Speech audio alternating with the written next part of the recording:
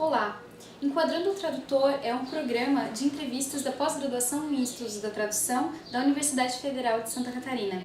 Cada edição do programa vai contar com a presença de um tradutor e o nosso convidado hoje é Fábio de Souza Andrade. Obrigada, professor! Agradeço muitíssimo o convite, é muito bom estar aqui com vocês conversando sobre tradução. Fábio de Souza Andrade é bacharel em Ciências Sociais, mestre e doutor em Letras, Teoria Literária e Literatura Comparada pela Universidade de São Paulo, autor de Engenheiro Noturno, A Lírica Final de Jorge de Lima, de 97, e Samuel Beckett, O Silêncio Possível, de 2001, entre outros. De Samuel Beckett traduziu e introduziu Fim de Partida, em 2002, e Esperando Godot, em 2005, pelo qual foi finalista do Prêmio Jabuti de Tradução de 2006, Dias Felizes, 2010, Murphy, 2013. Crítico literário, publica regularmente na imprensa paulistana, O Estado de São Paulo, Jornal da Tarde, Entre Livros e Cult. Desde 2001, é professor assistente, doutor do Departamento de Teoria Literária e Literatura Comparada da Universidade de São Paulo. Foi professor visitante na Universidade de Paris 8 e na Freie Universität Berlin e lidera o grupo de pesquisa Estudos sobre Samuel Beckett. O professor e tradutor será entrevistado por mim, Larissa, e pelo meu colega, Tobias Nunes. Fábio, você tem grande parte da sua vida acadêmica voltada para o estudo da obra do escritor Samuel Beckett, ensaios, livros e inúmeros artigos. Como e por que começou a traduzir os textos do Beckett? Por um interesse particularmente grande na singularidade e na importância do Beckett no século XX. Na verdade, caiu nas minhas mãos uma edição do Molloy, que eu achei um sebo, uma edição da This Read, que soltava as páginas, quando eu tinha por volta de 17 anos, e aquilo me impressionou como muito diferente de tudo que eu já tinha lido. Eu tinha uma força violenta, cáustica, e ao mesmo tempo muito divertido e lírico, tinha alguma coisa que vinha dos irlandeses. Eu não sabia definir aquilo naquele momento, mas me tocou profundamente.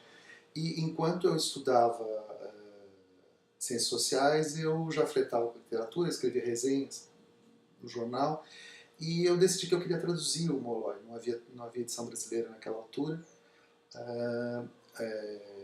Nós estávamos próximos do aniversário de 80 anos do Beckett, em 86, e eu traduzi fragmentos com um amigo que hoje é jornalista, o Vinícius Torres Feira, um jornalista de economia, lá na Folha de São Paulo, e nós fomos atrás de editores, e a Brasiliense, naquela altura, tinha publicado a tradução do Leminski, do Mamãe Morre, mas eles nem tinham mais registro e lembrança de que tinham feito essa publicação, porque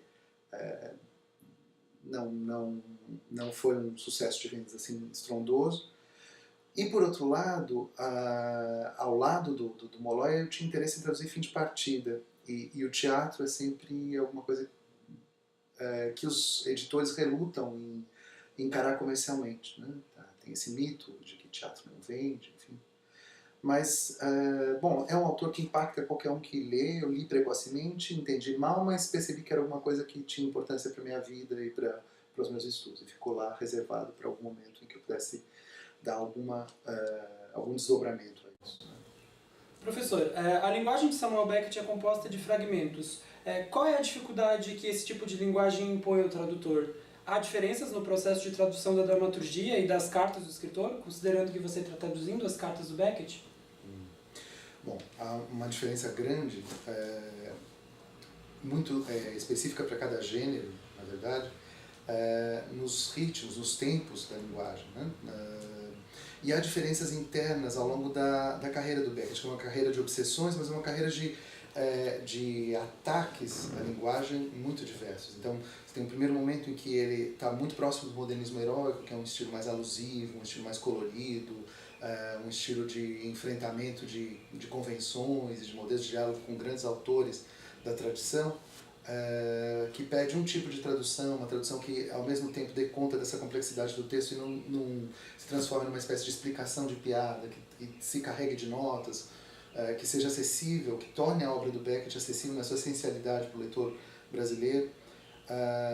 Há uma obra que é do pós-guerra, e aí tanto na prosa quanto no teatro é uma obra de corrosão, de erosão das estruturas internas da obra, do romance ou do drama, do teatro, e ela pede um outro tipo de ouvido para simetrias, para isso que você está chamando de fragmentos, coisa que é uma obra de ruínas, mas é também uma arquitetura de ruínas, é uma obra de obstáculos, de atrito, né, de inadequação da linguagem e das coisas nomeadas, né? Não é uma obra das correspondências, é uma obra da falta de correspondência, da falha, do erro.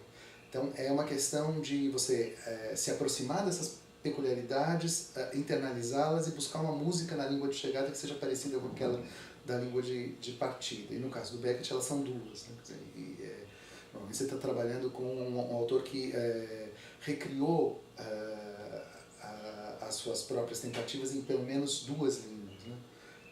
O que te dá alguma liberdade, paradoxalmente te dá liberdade para pensar uma terceira possibilidade no português. E há uma terceira fase, que é uma fase de experimentação linguística, de consciência assim, da estrutura da realidade como uma estrutura proposicional, da realidade como uma coisa inventada pela linguagem, que recua para um momento aquém da arte representacional, que é a da irrupção, do surgimento da própria imagem, né? E a linguagem para isso é uma linguagem muito nova, muito experimental, que rompe com todas as barreiras de gênero, rompe inclusive às vezes com as barreiras dos suportes, do literário, do visual, do musical. E nesses termos pede um cuidado que é o do tradutor de poesia. Então aí é um trabalho de filigrana, é um trabalho de recuperar a sonoridade expressiva e ao mesmo tempo preservar uma economia muito estrita, muito presa ao essencial, mas que ressoa enormemente, né? Ossos de Eco, né? Que é o título de uma das primeiras coletâneas de poemas do Beckett, exprime bem isso, porque é uma linguagem de fiapos, de restos, de farrapos, né? Mas esses farrapos, eles são importantes e sem eles essa capacidade de revelação que a linguagem tem não existiria, né? Então é esse atrito que nos interessa no Beckett, né? Essa obsessão de certos temas, essa obsessão que não é só formalista e não é só o fato de que ele se aproxima de um certo horizonte humano, né? De falha, de impotência, de solidão, é uma combinação das duas coisas. Certamente conhecer em profundidade o autor e a obra auxilia no processo tradutório. Você também é um grande estudioso da obra do escritor irlandês. Além desse conhecimento, há alguma teoria da tradução que você utiliza ou se baseia para traduzir as obras do Beckett? Então, isso é curioso. Minha abordagem da tradução é completamente prática, nesses termos, de que eu não sou um tradutor, mas sou um tradutor de Beckett, eu diria isso, né? Para estudar melhor a obra do Beckett, eu passei a traduzir, não é? Então, minha curiosidade pelas teorias da tradução não vai além disso, uma curiosidade amadora. Agora, no caso do Beckett, eu acho que essa familiaridade com a obra é absolutamente essencial, e não só do ponto de vista acadêmico, crítico, mas é uma familiaridade de internalização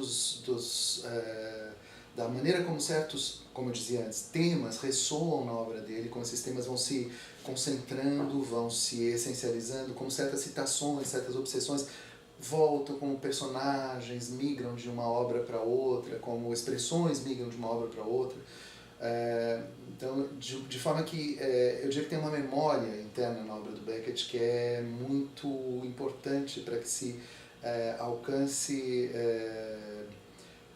toda a ressonância que ela pode ter. Então, por exemplo, nas obras televisivas, o roteiro começa, uma das peças televisivas que ele escreve lá nos seus 70 anos para um programa em homenagem a ele que a BBC ia fazer uma transmissão. Ele escreve Nachtung Träume, escreve But the Clouds e escreve Ghost Trio, né? Trio Fantasma. E para o Trio Fantasma ele escreve lá no roteiro o quarto familiar. Quer dizer, mas familiar de quem? Familiar para quem? Para os leitores do Beckett, certamente, porque é o mesmo quarto em que o Molloy vai escrever as suas memórias, o quarto onde está o Malone agonizando, é o quarto ou o refúgio onde o Krapp vai gravar seus rituais anuais. Então há ali uma familiaridade que é econômica e pouco alusiva, ainda mais do ponto de vista da linguagem, porque ele vai essencializando a linguagem, então cada elemento de semântica, de sentido tem um peso mais forte, né? Então, ter essa memória da obra para poder traduzir é importante, você se aproxima dela de outra maneira. E constituir essa memória na língua de chegada também, porque alguém que lê só o Molloy ou lê só o Godot, certamente tem um vislumbre do que seja a grandeza do Beckett, mas não tem a ideia exata da importância que ele tem para a criação do século XX. Em algumas peças e textos em prosa, parece que o Beckett atua no limiar do cômico, mas algumas vezes a imagem que se passa da sua obra é que é apenas da tragédia, cuja referência é a Segunda Guerra Mundial. Como tradutor, como você consegue trabalhar para que exista esse elemento do cômico nas traduções do Beckett? Primeiro porque ele é impossível de ignorar, ele é fortíssimo, não é só por conta da linguagem dramática do Beckett se apoiar no slapstick, no vaudeville, na comédia na farsesca. Ele tem um elemento de humor irlandês fortíssimo, né? Não é só o Irish Bull, mas é também elementos externianos, né? Swiftianos, Modest Proposal está lá, fortíssimo e tudo. Então é impossível de ignorar, isso salta aos olhos. Muitas vezes a uma ironia muito cifrada, mas é também desabusada, assim, mesmo como ensaísta, o Beckett era alguém que não media consequências para enfrentar, por exemplo, o Ernest Robert Curtius com agulhadas, né, e estilísticas muito sarcásticas. Ele era witty até a ponta, da raiz dos cabelos à ponta dos pés, né? Mas, para além disso, quando você se aproxima das primeiras peças dele, você encontra uma língua que é feita de fragmentos do cotidiano. Então você encontra uma dicção que é uma espécie de reconstrução em grau segundo de um estilo muito coloquial, muito próximo do familiar, do dia a dia, que ganha importância justamente porque mostra o quanto as palavras da tribo se desgastaram enquanto objeto de retórica muito construída, de um estilo muito pomposo, né? A coisa que ele dizia, que o traje de banho vitoriano e a imperturbabilidade do verdadeiro cavaleiro são completamente démodé, né? São coisas anacrônicas, não servem mais para nada, né? E isso tem graça, né? É uma graça certamente muito mesclada com elementos trágicos, né? Nada é mais engraçado que o grotesco, né? Isso é de fato o que explica muito o universo beckettiano. Impossível ignorar, eu diria. Essa associação com o niilismo, com o mundo desencantado, com um fim de linha da história, que está lá de fato também, né, esse fim de linha da história, não niilismo, porque há uma espécie de tentativa mesmo contra todas as chances de reconstruir, de recomeçar, não é? Tateante, hesitante, nem um pouco afirmativa, mas essa tentativa está lá. Digamos que é mais uma construção, esse niilismo é mais uma construção da indústria da recepção beckettiana, né? Uma construção de como a indústria cultural se apropriou desse universo. É uma simplificação, né? Que é poderosa, está dispersa, está na mídia, mas é incorreta, né? É injusta com a complexidade do que está lá. Em seu livro, Samuel Beckett, O Silêncio Possível, você comenta que o Beckett fazia várias revisões dos próprios textos, além de praticar a autotradução das suas obras do francês para o inglês e vice-versa, e que dessa forma a gente pode pensar que existem duas versões do que ele escreveu. E se a gente não tem uma, mas duas, como é que você constrói esse texto-fonte para você traduzir? Bom, na verdade, a tua pergunta tem dois aspectos que merecem ser contemplados. Primeiro, essa ideia de que o Beckett é um escritor da reescrita, e de fato ele era, e uma reescrita muito documentada. Você tem uma pré-história de cada texto muito ilustrativa, interessante, que mostra qual é a lógica da composição, né? Uma lógica de apagamento das referências históricas muito datadas, de introdução de simetrias imperfeitas, né? Uma atenção musical para a linguagem. Isso fica tudo muito claro para quem consulta a sucessão de autógrafos, datiloscritos, tiposcritos de cada um dos textos que ele escreveu. Isso é um aspecto que é verdadeiro e que te ajuda a entender a lógica da composição. Lógica de composição que também se dá a ler a partir desse processo de trabalhar em duas línguas, né? De se autotraduzir, que começa numa insatisfação dele quando ele delega a tarefa a alguém. Se ele adota o francês como língua de expressão, no primeiro momento ele percebe que, por mais bem intencionados que sejam os amigos, por mais enfronhados na literatura ocidental, por melhores que eles sejam, eles não vão... não chegavam a traduzir aquilo que ele buscava no texto primeiro, né? Não que o segundo texto que ele constrói alcance essa tradução perfeita. Para o Beckett é sempre uma questão da literatura lidar com uma percepção do mundo que não é uma percepção perfeita. Então, primeiro nós percebemos o mundo mal vemos o mundo é mal visto, e depois a linguagem é uma tentativa de expressão que também é imperfeita. Então, o mundo é mal visto e maldito, né? Há uma fratura aí que é essencial para o Beckett, é nela que ele trabalha, né? E o processo de tradução é uma revelação disso também. Então não é porque ele não se autotraduz porque ele esteja empenhado em encontrar a versão definitiva. Ele se autotraduz porque a tradução do mundo pela literatura, pelas imagens da literatura é sempre imperfeita. Então ela está sempre pedindo um suplemento, ela está sempre pedindo uma nova tradução, né? Então, nesses termos, ele constrói um outro original e desloca a importância do primeiro, né? E, como eu disse, facilita a tarefa do tradutor também, porque ainda há espaço para um terceiro, né?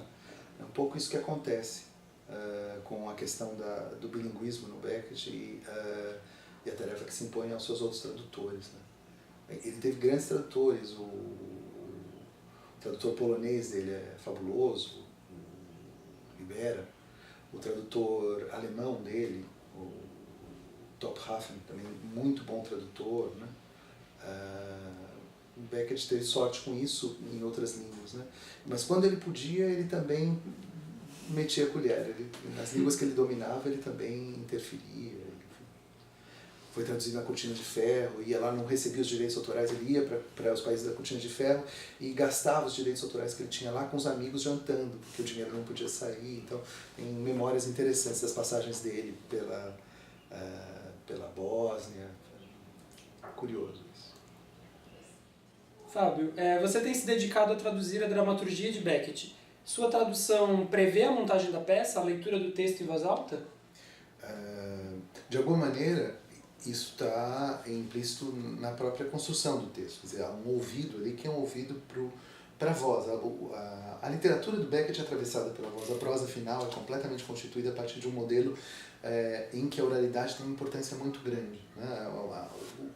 A metáfora do sujeito como um tímpano, que é central no nominável, já aponta para isso. Essa ideia de uma voz atravessada por outras vozes, de um sujeito que é um condomínio de vozes, é uma espécie digamos, de procurador de outras vozes, que atravessa a ideia da narração como a exteriorização de um rumor fabulatório que não se pode cessar, não se pode calar, né? Peças como Joe, como But the Clouds, ou mesmo como Ghost Trio, são peças de personagens atormentados, ou Ambers, né? São peças de personagens atormentados por vozes que não se silenciam, por rumores. Então isso está, digamos, inscrito no texto beckettiano. Agora, isso dito, a minha aproximação, eu não sou homem de teatro, na verdade eu nunca é mentira, porque depois que eu estudei a obra do Beckett, os atores começam a te chamar, os diretores, os grupos, e aí você começa a se interessar pelo processo e pelas possibilidades de receber a obra do Beckett a partir de uma tradução visual, tradução intersemiótica dos cineastas, dos radiodramaturgos, enfim. Então, aí isso foi aparecendo como interesse para mim, como uma questão para mim. Mas no momento da tradução, eu trato aquilo como literatura, como um texto escrito. É claro que, como esse cuidado com a sonoridade expressiva é constitutivo do texto, eu não posso ignorá-lo. Né? Mas eu não faço teste de palco, não é aquela coisa que o Milor dizia. O Milor traduziu o Hamlet é uma anedota, né, que eu acho que é muito oportuna.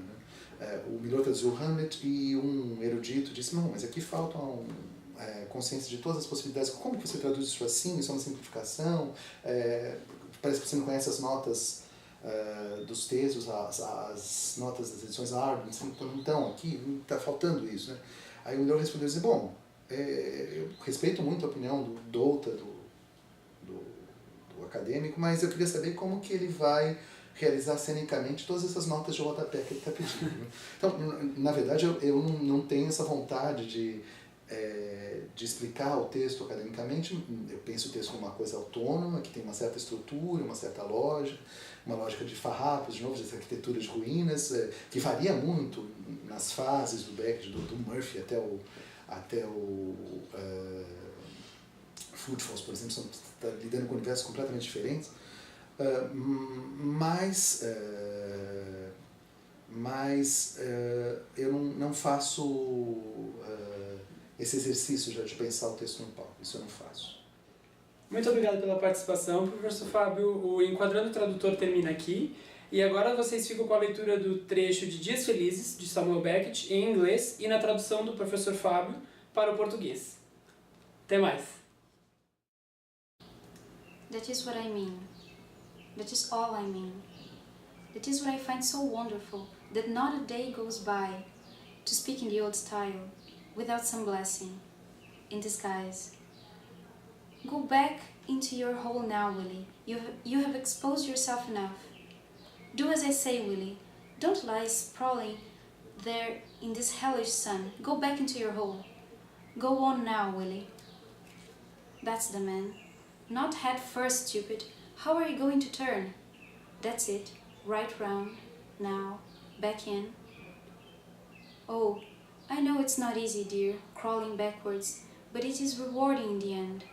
You have left your Vaseline behind. The lid. Not the head first, I tell you. The right, I said. Keep your tail down, can't you?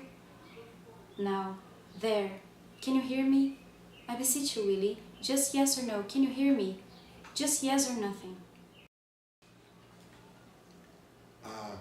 Hoje você vai falar comigo. Vai ser um dia feliz. Mais um dia feliz. Tudo bem. Vejamos. Onde é que eu estava? Meu cabelo. Mais tarde vou dar graças por ele. Mais tarde. Estou usando meu chapéu. Não posso tirá-lo agora. E pensar que há momentos em que não se pode tirar o chapéu, nem mesmo para salvar a própria vida. Momentos em que não se pode colocá-lo, momentos em que não se pode tirá-lo. Quantas vezes não disse a mim mesma, coloque o chapéu agora, Winnie, não há outra coisa a fazer. Tire seu chapéu agora, Winnie, como uma boa menina, vai te fazer bem. E não fazia nada disso. Eu não podia. Dourado, você disse naquele dia, quando todos tinham partido, ao teu cabelo dourado, que ele nunca, naquele dia. Que dia? E agora? As palavras faltam. Há momentos em que até mesmo elas nos faltam. Não é verdade, Willie? Não é verdade, Willie, que até mesmo as palavras faltam às vezes? O que fazer então até que elas voltem? Pentear e escovar o cabelo, se já não se fez isso antes. Ou, caso paire alguma dúvida, lixar as unhas, se estiverem precisando de lixas. Coisas assim nos levam no embalo. É o que eu quero dizer. É tudo o que quero dizer. É isso que eu acho maravilhoso. Que não se passe um único dia, o velho estilo. Quase nenhum sem um mal. Que venha para o bem. Volte para o seu buraco agora, Willie. Você já se expôs o suficiente. Faça como eu disse, Willie. Não fique aí, rastejando nesse sol infernal. Volte para o seu buraco. Vamos lá, Willy. Assim que se faz. Não, a cabeça é primeiro. Não, seu idiota. Como é que você vai se virar? Assim, a volta inteira. Agora, de ré. Ah, claro que eu sei que não é fácil, querido. Rastejar para trás. Mas vale o sacrifício no fim das contas. A vaselina, você esqueceu. A tampa. Com a cabeça primeiro não, já falei. Mais para a direita. Direita, eu disse. Não empine o rabo tanto assim, Deus do céu. Agora, isso. Você está me ouvindo daí? Eu imploro, Willy. Diga apenas sim ou não. Você está me ouvindo daí? Sim ou não?